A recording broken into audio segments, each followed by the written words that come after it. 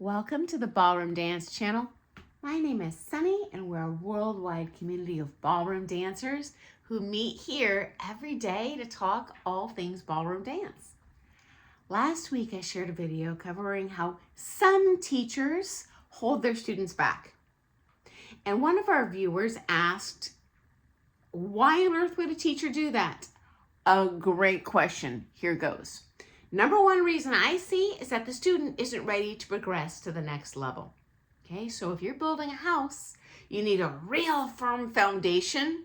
Otherwise, you can build stories number 5, 10, 20. You don't have a good foundation, that building is not going to stand up.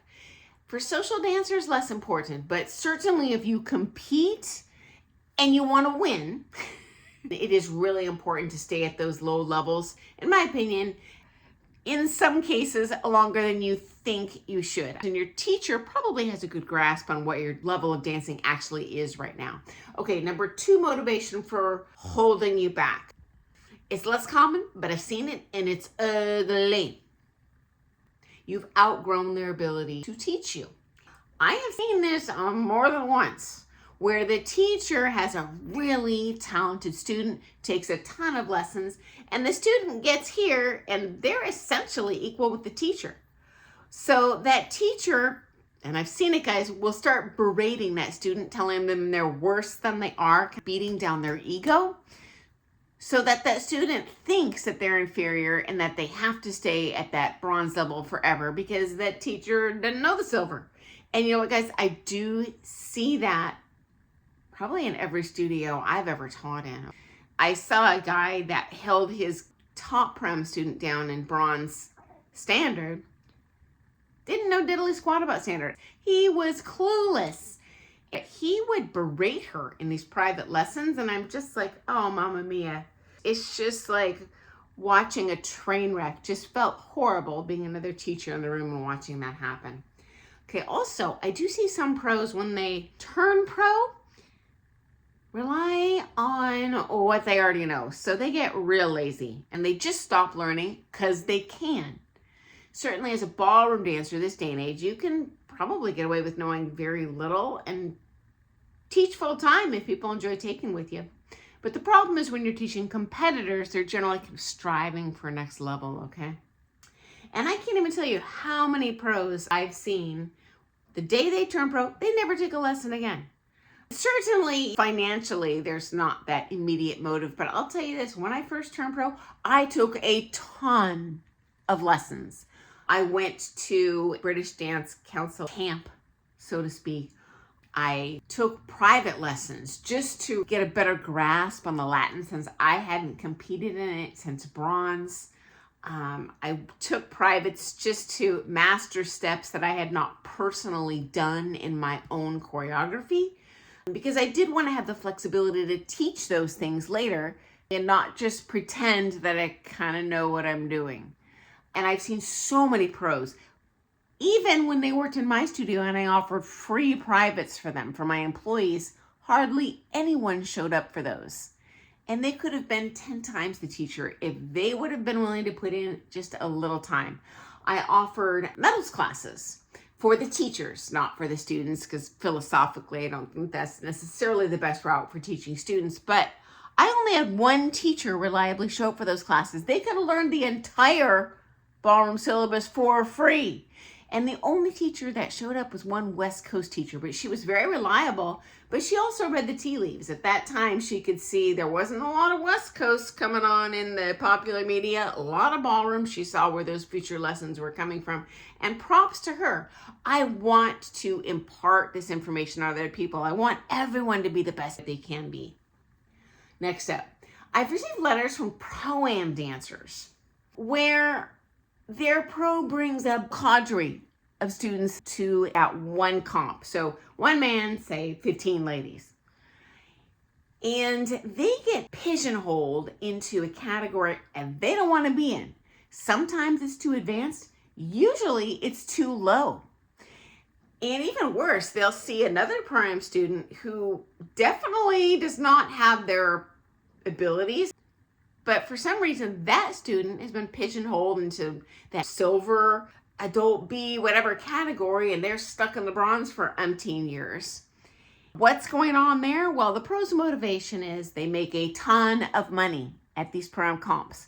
The more students you bring, the more payment you collect from those students, the higher kickback you're going to get from that comp organizer. They have this top teacher award, which is actually bringing in the most entries or the most money to the comp. So it is a very prestigious award for the teacher, but it's singularly based on, can I bring a whole harem of people here to dance? Well, they can't fit everyone in one category, right? So if he has, say, 3 other adult B follows in that silver category, there isn't room for you. Someone's got to go. And they decide that in a variety of ways. Ideally, it's a skill level, but here's the problem. You get a long-term student, you move them down a skill level, they're probably going to dump you. Okay, so anyway, there could be that financial incentive of, oh, I don't want to lose the other student. Maybe that other student takes a ton more lessons. We saw this on Dancing Queens. If you remember Pooja, Christian dumped his #1 prom lady, that was Colette, in favor of Pooja. And I could see clearly on the video, Colette's the better dancer. But you know what? Pooja came with a lot of time and money and 2 other family members that took with his teacher. So income-wise, she just has a little bit more of a chokehold on that pro. And if that rich student who's paying half that pro's rent wants something, they're probably going to get it, even if it comes at a cost to you. Okay, final motivation. I've seen this too. I call it the franchise mentality. So the franchise studios often have you prepay for a package. I'm going to take the bronze package, and you pay X dollars, you become a bronze dancer when you finish the package. Doesn't matter if you suck, that's what you're buying. And then you buy, the gold package, whatever. You're buying your way up the ranks. Here's the problem. You're not actually earning it with the skill.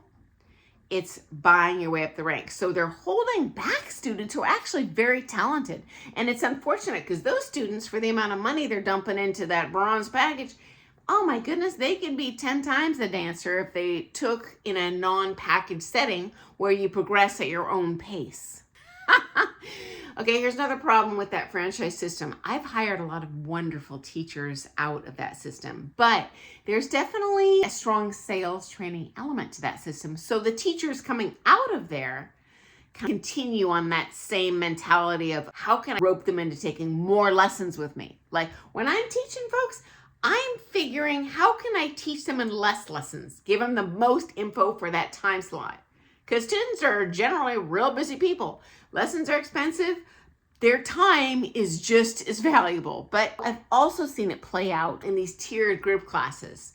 You must take the beginners 1 series, followed by the beginners 2, the beginners 3, the intermediate 1, the intermediate 2, blah, blah, blah, blah, blah. Well, by the time you have been required to take every single series to get up to that grand poobah series, that's 3 years later. You've been roped into taking lessons with this teacher.